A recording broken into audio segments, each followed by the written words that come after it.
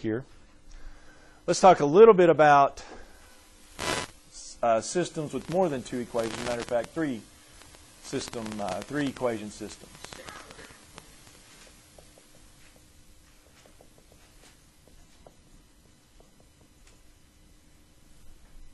As a matter of fact, these 3 equation systems will have 3 variables. Like the 2 equation ones, we had 2 variables. The 3 equations have 3 variables, but it is somewhat similar, but a little more complicated ordeal. All right, so here's an example. X minus 2y plus 3z equals 9 minus x plus 3y equals -4, 2x minus 5y plus 5z equals 17. So obviously the systems get much bigger as you get more equations and more variables. But here, yeah, we have a x and a y and a z. And so let's first mention here, solutions-wise, what do we need to satisfy this system, to solve this system? We would need 3 parts, wouldn't we? A solution here is going to be an x, y, z, an ordered triple that satisfies all 3 equations, right?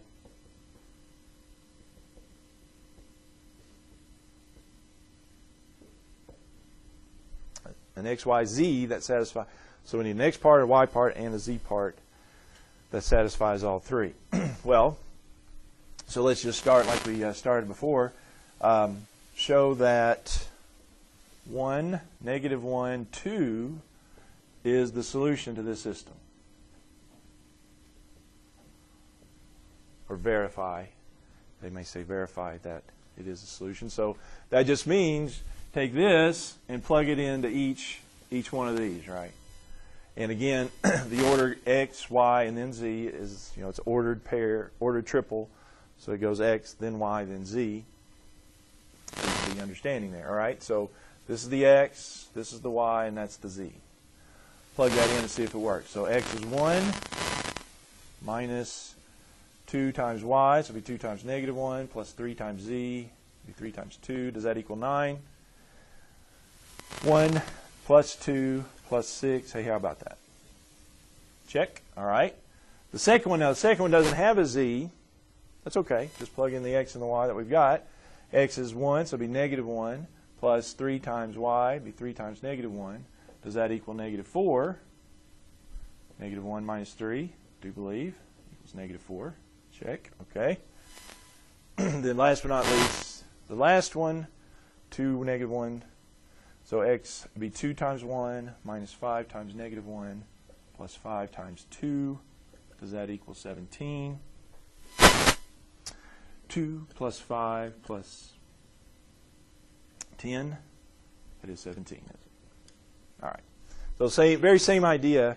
The more equations you get, you need a part for each one. In this case, x and a y and a z. All right, well, let's talk about, there's different ways of solving them. What we do is kind of just expand on our methods that we talked about for the 2 systems, the substitution, the elimination.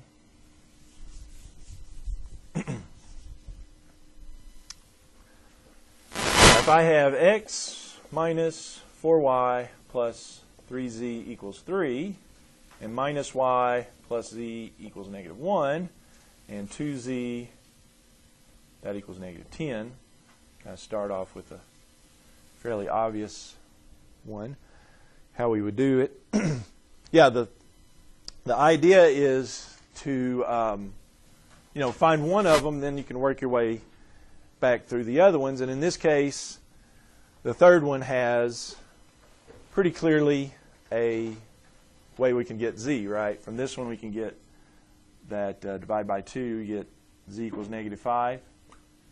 Well, once you get that one, then you can work your way back, because the second equation, I can then use that, right? If z is negative 5, then I have minus y plus negative 5 equals negative 1. So add 6, and you got add 5, and you got negative y equals positive 4. So the y is negative 4. And since now we have the y and the z, we can go back to this one and plug those in, right? Find the x. X minus 4 times negative 4 plus 3 times negative 5. That would have to equal 3. We have x plus 16 minus 15 equals 3. That's x plus 1 equals 3. So x equals 2. So that's the basic idea. Okay? Now, the trick is, of course, this third equation may not be always that so very nice. And yeah, these can get fairly complicated, but let's take another step here and look at this. The third one that I want to look at is this one.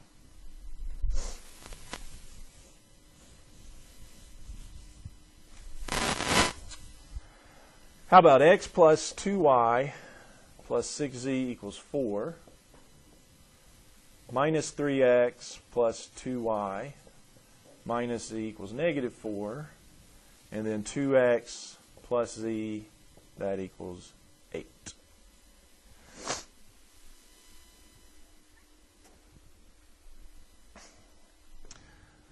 Well, one approach that we could take on this one, obviously, then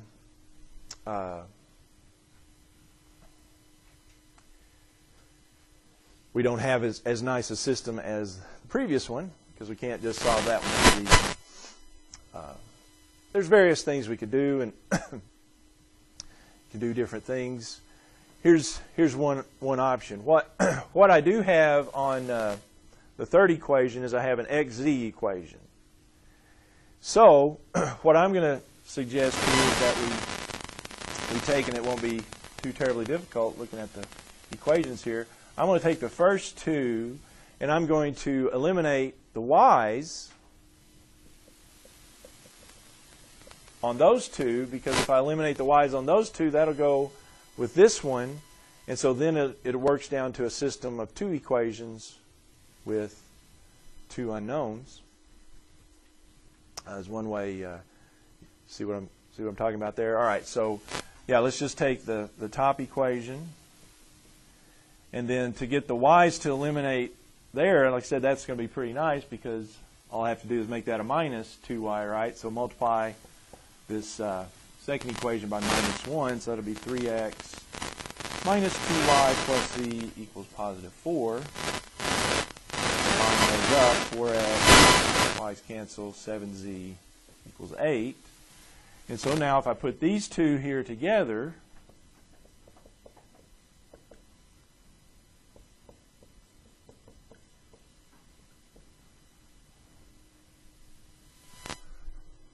well, I have just a nice system of two equations with two unknowns. And I can solve that one using previously talked about techniques. All I'd have to do, if I eliminate the x's here, just eliminate the x's by, could multiply the top one by negative 2, so that'd be a negative 4x minus 2z equals negative 16. 4x plus 7z then equals 8. Yeah, and that eliminates the x's. 5z equals negative 8. Divide by 5. And I'm seeing z equals negative 8/5. Or, let's write that as negative 1.6. Well, if z equals negative 1.6, I can plug that in for the z there, and I'll have 2x plus negative 1.6 equals 8. Add the 1.6, and I'll have 2x equals 9.6. Divide by 2. X is 4.8. I do those right? Check me on those. Make sure I'm right on those. Anybody else get that? Is everybody okay with that? Okay. Well, that's my z, that's my x. I still need my y. Well, go back to one of the other equations that has y in it and plug in 4.8 and negative 1.6. Let's do that right here. So I have 4.8 plus 2y minus, plus 6 times negative 1.6. That equals 4. Yeah, I can get the y. 4.8, 2y, was that negative? Is it negative 9.6? That equals 4. You got that and that, so that's 2y minus 4.8. I combine those two. So add the 4.8 and divide by 2. 2y equals 8.8. Divide by 2. Y is 4.4.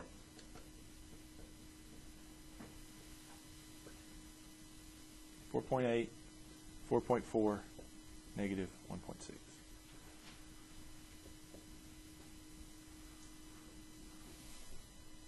that look okay? Did I do anything wrong there? Okay.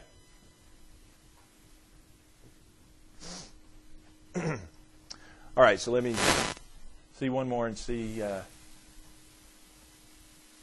you can help me out on this one.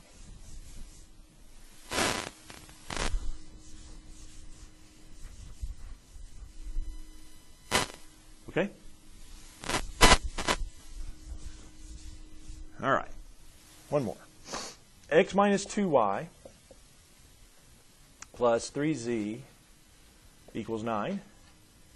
Minus x plus 3y equals negative 4. And then 2x minus 5y plus 5z equals 17.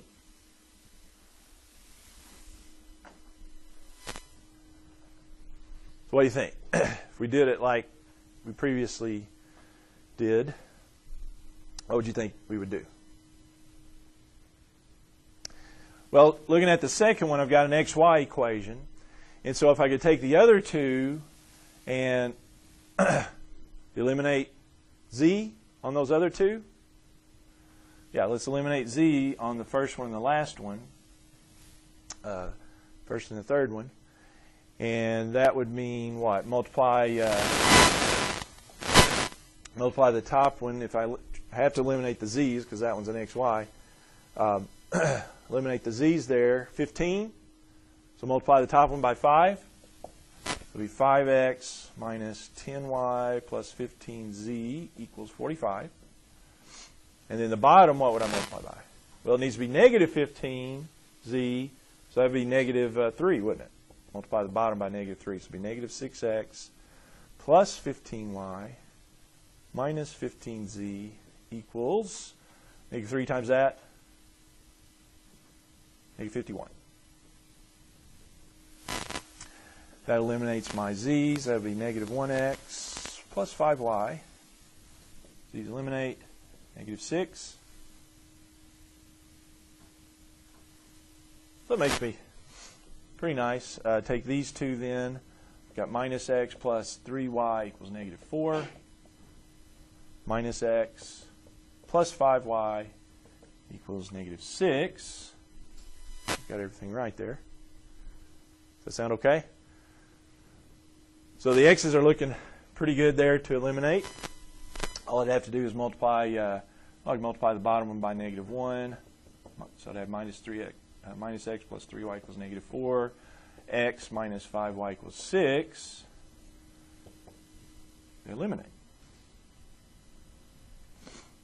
X's eliminate, so I have minus 2y equals 2. Hey, that's going to mean y is negative 1. Well, if y is negative 1, it'd be minus x minus 3 equals negative 4. So add the 3, and we've got minus x equals minus 1. So that's going to mean x is 1. Well, right? If x is 1, y is negative 1, what does that make z? Well, plug those in. X is 1. y is negative 1. Yeah, so I got the z. So it's just a little added work here, but it's basically the same idea. What is that? 3 plus 3z equals 9. I'm going to subtract 3 and divide by 3. We get z is 2. 1, negative 1, and 2. Look okay?